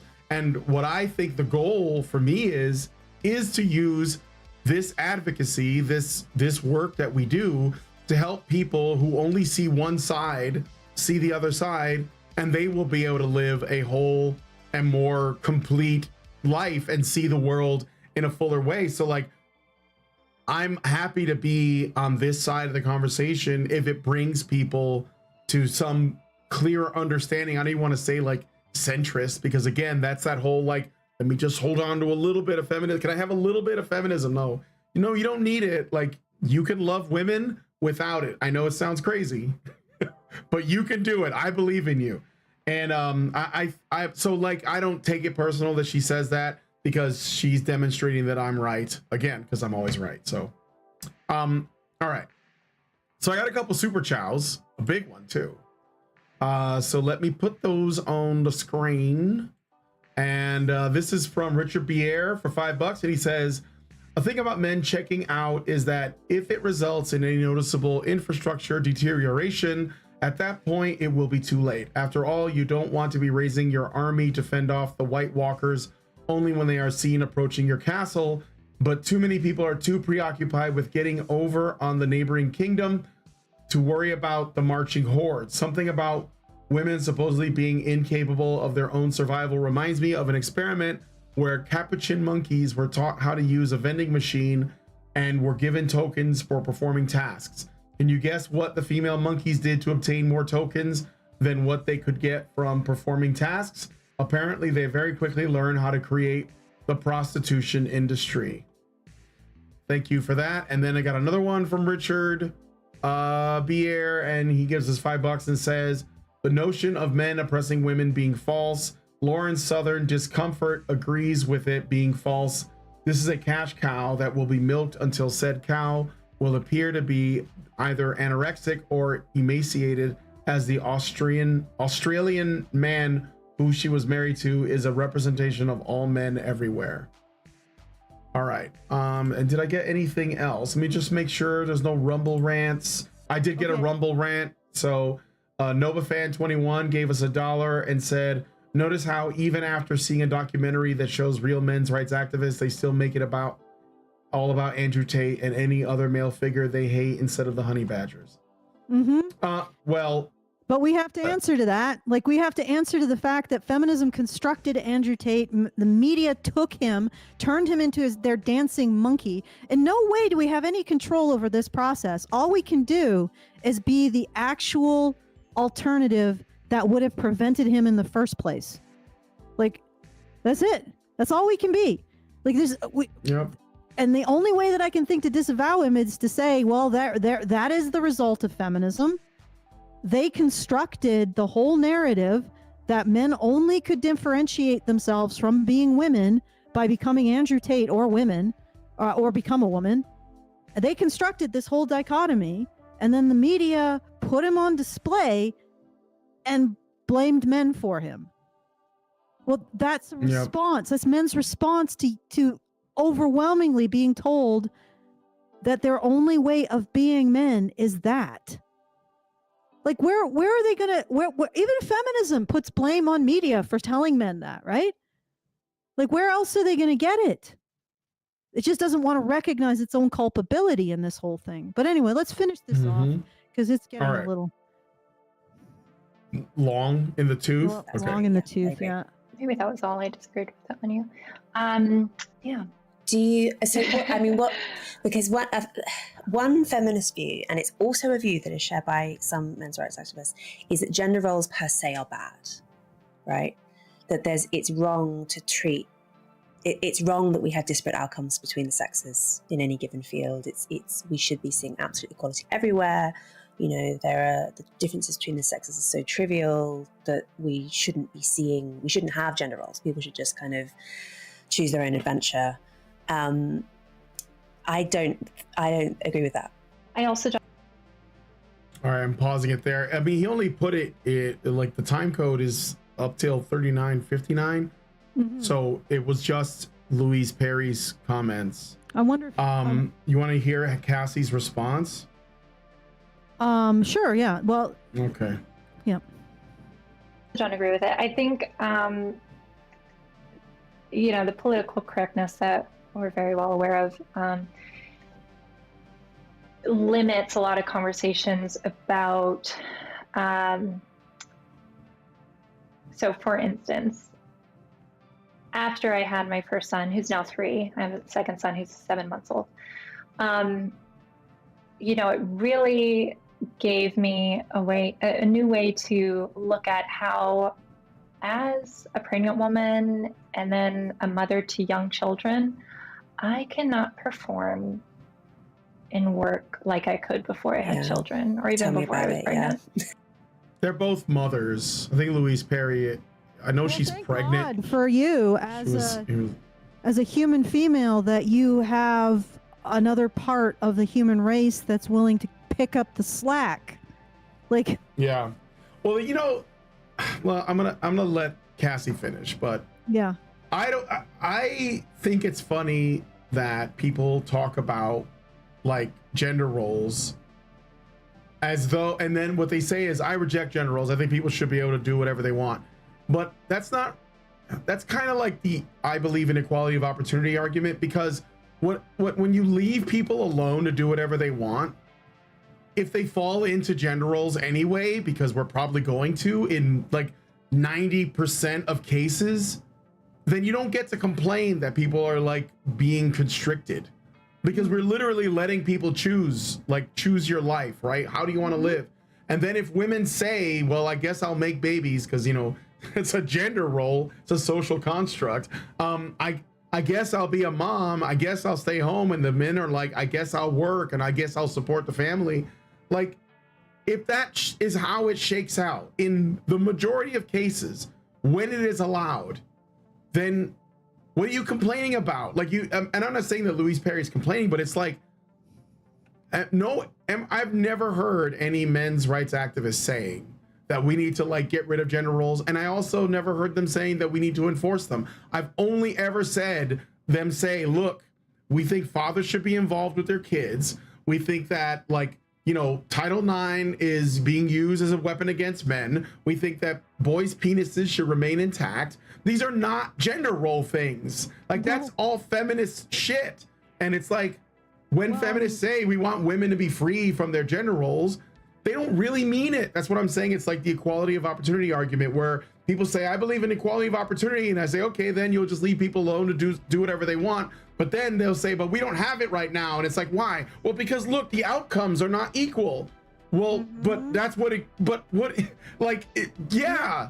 equality of opportunity doesn't mean equal outcomes. No, it doesn't. But they measure the success of equality of opportunity by looking at outcomes. It's like saying I measure the success of my advocacy to remove gender roles by looking at how gender roles have shaken out. And when they shake out in general, with men doing the thing that they've always done and women doing the thing that they've always done, then they say there's a problem. There's too many gender roles being enforced. And it's like, no, it's just, this is how people are gonna do it. And even in cases when it's like asymmetrical or not quite right, like where the man and the woman both work, or maybe the man stays home or works from home, like that's going to be an outlier. You have to be okay with it, but it doesn't mean that, oh, look at them rebelling against the system. Like, no, they've just chosen to live like under, you know, like within their means, and they've made some special exceptions.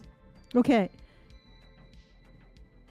This is like, again, you don't have to have a prescriptive belief about how people are to arrange their lives to think that men should still be in their children's life after divorce. Right.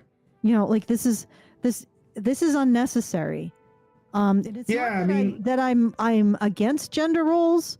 It's just that I don't think that it's really, I don't think we need to prescribe them. And maybe that makes me a liberal of some kind. Like, but you know, and the honest to God truth is, even if you look at the Bible, the biblical notion of marriage, there's a heck of a lot of ways like that things that can be accommodated. If you look at the prescriptions of a good wife is supposed to be industrious. You know, a good wife is supposed to manage her finances in such a way that it benefits her family.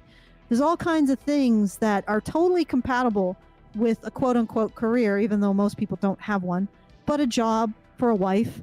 You know, it's totally compatible with an external life for a wife. You know, and so it's even probably maybe compatible for a wife who brings in most of the money and the husband does something else or does the farm or whatever. You know, the Bible is surprisingly flexible in its gender roles if you actually read it. Sure. Yeah. The only thing that I would say is that I think the big gender role that feminists complain about isn't that. It's the whole idea that women submit to men. And I'm going to say that I think that's accurate. However, I don't think I think Pearl, for example, doesn't understand that statement. And I think people, Yeah. I'm going to give my interpretation of that statement. That is, women have something to learn from men when it comes to the kind of virtues and expectations that are necessary for keeping a system alive and healthy. Okay, so women have things they can learn from men and the way that men conduct themselves in the world. So it's that a woman needs to learn from these things from her husband. She needs to learn to be able to take responsibility for how she behaves. She needs to learn to see her actions in terms of their long-term consequences. Oh goodness, what the heck happened? Oh, my microphone fell. Okay. Sorry, okay. I need like a arm or something because it's like on a tripod. See, Yeah. it's like on a tripod and it's like that is a very snazzy tripod. I like the graphic. I made that. I had this made. Yeah, see. It's very snazzy. Anyway. Okay. So sorry about that. It's microphone drip. I think is that right? It's got some drip. Yeah. A little bit of drip. Okay. So, but ultimately it's the submission as opposed to obey, because it was servants and children that need to obey. Women need to submit. I think submission has the aspect of learn to it. Recognize you have something to learn from men. Like, humble yourself, for God's sake, ladies. Half the human race, we are sorely lacking in humility in this modern half age. The human race could have something to say about living in this world that you don't know. And I think that's what it really means. It means being willing to learn from men. And that is actually more challenging because, you know, a lot of traditionalists or so-called traditionalists can't really explain what submission means in this context. And they just turn it into, well, a woman needs to submit to a man benefiting her, which is, well, okay, so I submit to winning the lottery? Thank you. I'm going to submit to getting $1 million. I'm going to submit to a man throwing his cape over the puddle. Like, what is that? What kind of submission is that? Anyway, sorry, I'm poking a little fun at what I consider to be sort of faux traditionalists, shall we say. Mm-hmm. But okay, are we done with? I think we're done. Okay, that's it. Yeah, I think we got it. I mean, I'll read this one bit that the supporter said. He said that Cassie's response, while she doesn't want to discriminate against young women with children by implying that they are unfit as employees, she does admit that when she had 2 female employees herself, she wouldn't be able to send one of them off for maternity leave because she was operating on a low budget. And this is kind of like the reality is, right? Mm-hmm. Like, when women have kids, it affects their employment, it affects the companies that they work for, and it would infect their employers. And she was just admitting to this reality. So no, I mean, and yeah, it's true. Like, it is what it is. True. So nothing we can do about that. Do you want to do the chaser? Let's do the chaser. It's a good idea. So I'm going to share this instead. Okay. So this is Based Camp. And they made a video about the bear meme. You know, what man or bear in the woods. And the man, I don't remember their names, I'm sorry, but the gentleman on the left was trying to convince his wife on the right that, you know, this is extremely troubling because what it says about like the trust between men and women. And she is not quite getting it. So we're going to go to here. I think this is where she starts to get it. Yeah, I think you always, and a lot of people do this. They're like, Malcolm, you go too hard against the monoculture and stuff like that, because they assume that the monoculture is their perception of the monoculture when they've been associated with it. Okay. Not they don't know how brainwashed and culty some individuals have gotten. But what I would say is the first thing to understand what we're really learning from this. So he's trying to get her to see why the bear meme is like troubling. Okay, she's not getting it. This is what, well, yeah, he makes the argument for it, and I think this is where she starts to figure it out. I'm going to play a clip of somebody interviewing a bunch of women, but first I'm going to slightly change the question that's being asked. Okay. Would you prefer to be in the woods with a bear or a random black man? It's black. Man is scary. With a bear. What I've heard about bears, they don't always attack you, right? So maybe a bear. Probably a But bear. men don't always attack. 100% a bear, which is like terrifying to say, but Definitely a bear. Some Black. men are very scary out there. a bear. Even some men are saying bear, although we could predict that this man's opinion will be whatever makes women approve of him. If I were alone in the woods. That's hoe math, but you know, pretty It's funny. true. Great. It's true. It's a great channel if you guys would. Yeah, he wants women to approve of him for sure. Would you rather me encounter a bear or a Black. man? I feel more like bear. I don't know, because I feel like I would know what the outcome would be with a bear. And I think when you hear this, now you get really uncomfortable. When you hear the way people are responding to the initial question, but I have changed the context slightly, you get really uncomfortable. Yeah. Or This is what Goodfella did in his video, where he was like, he said the best way to respond to the bear meme is to say, "Oh, so you find black men scary," but I agree it works to make people like, "Oh shit, what am I saying?" But it really pisses me off that it's even necessary, because what it does is it conceals the real problem. Well, it's a reflection of the ick, right? Yeah. We have an ick when we perceive men to be a vulnerable group. What's happening here is there's at least some discourse around black men being a vulnerable group, or that that racism makes it so that we shouldn't offend or demonize black men. So we don't have necessarily the ick in recognizing that maybe we should consider men's feelings, black men's feelings, when we talk about them as being more dangerous than a wild animal that used to prey on humans. Okay, so we see that, we go like, oh shit, maybe we should consider black men's feelings. But we don't consider men's feelings, because that would give us the ick. To recognize that men's feelings get hurt gives us the ick.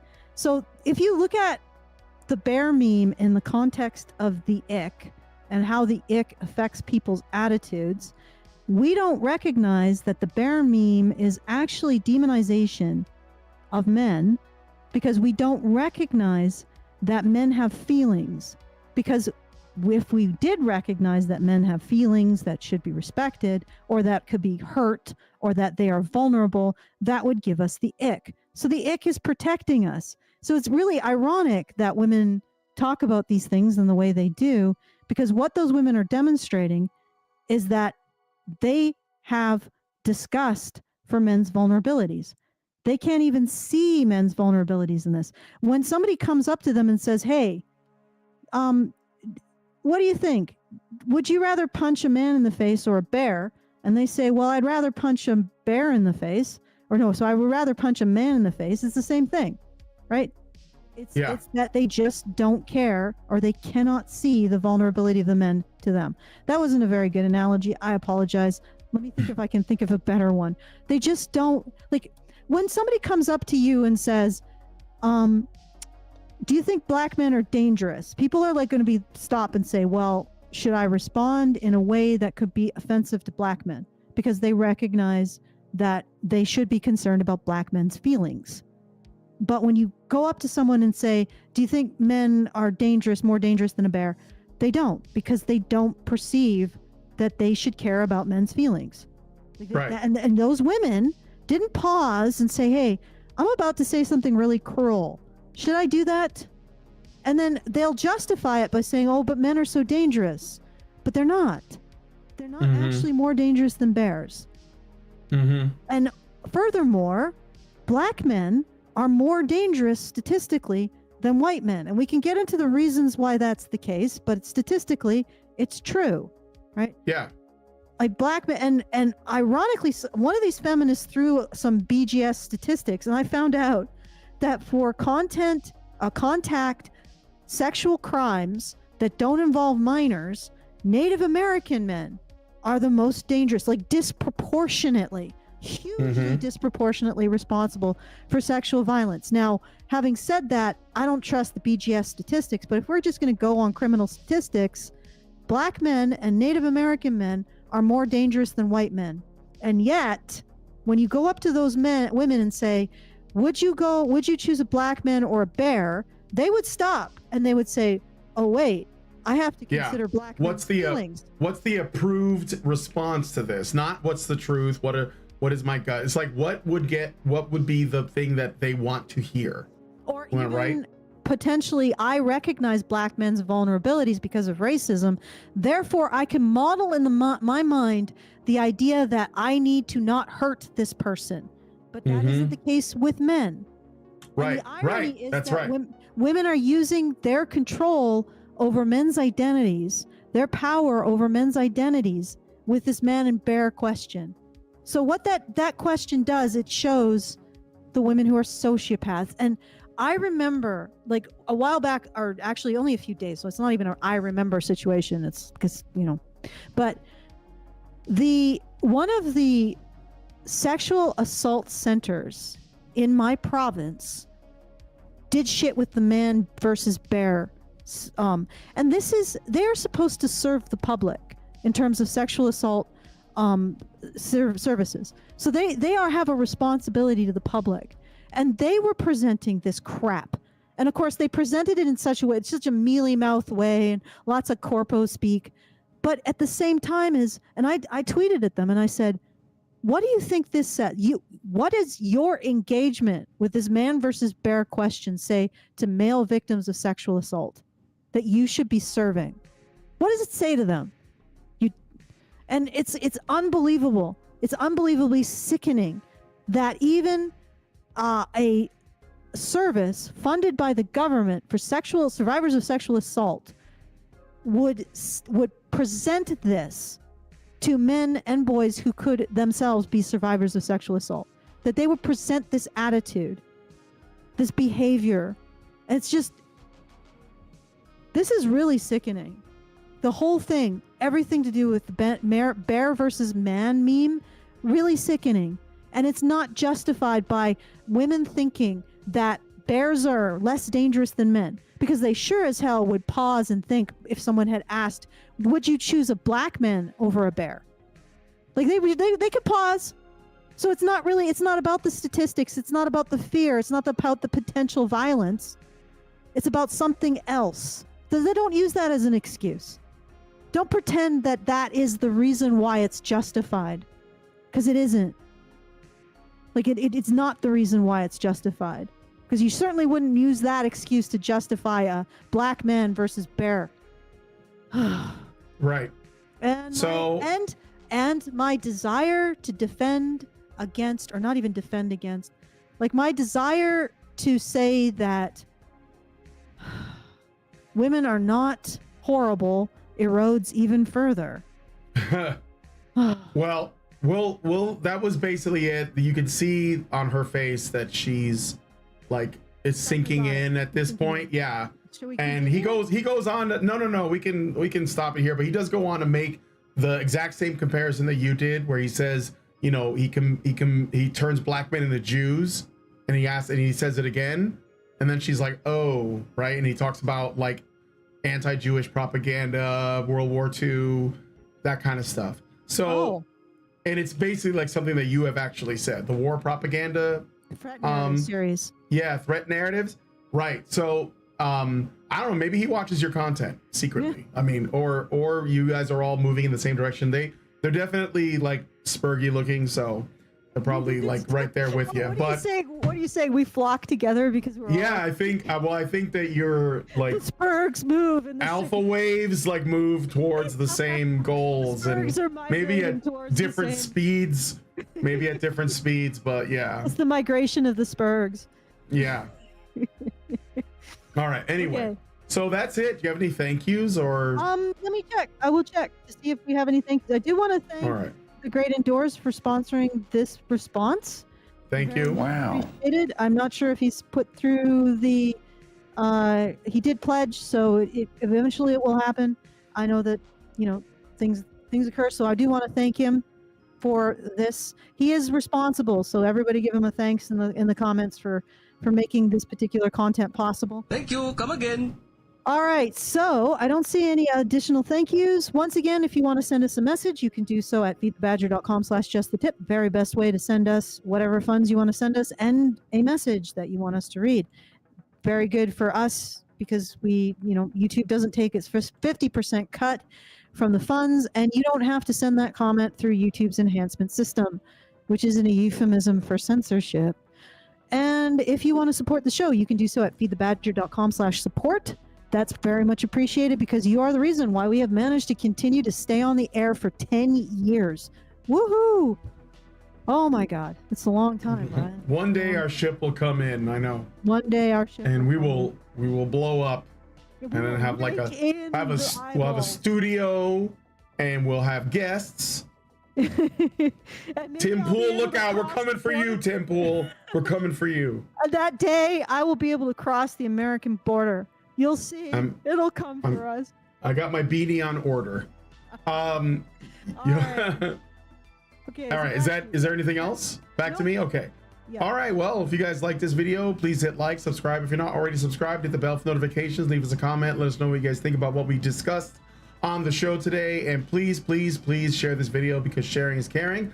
Thank you so much for coming on today's episode of the Fundzerker. Thank you for the people who give us these recommendations, and we'll talk to you all in the next video. Better than you? I guess I'm going a little further than you are. Yeah, I'm fucking better than you, okay? Much better than you. You are garbage.